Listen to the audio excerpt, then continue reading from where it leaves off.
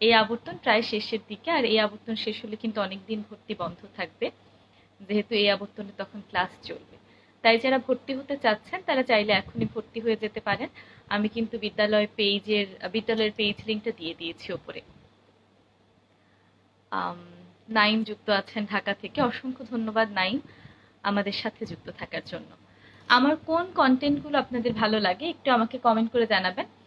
আমি অনেক সময় কবিতা আবৃত্তির ভিডিও আপলোড করি, কখনো লেখা পাঠ করি, কখনো গল্প পাঠ করি, কখনো বা মোটিভেশনাল বিভিন্ন ভিডিও নিয়ে আসি।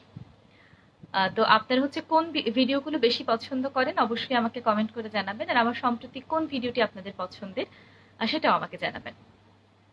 আসলে সেভাবে লাইভে এসে আপনাদের সঙ্গে কথা বলা হয় না, তো শুধুমাত্র ওকে শুধুমাত্র আমার কোর্স সম্পর্কিত কথাবার্তাই লাইভে এসে বলা হয়, তাছাড়া খুব একটা লাইভে আসা হয় না।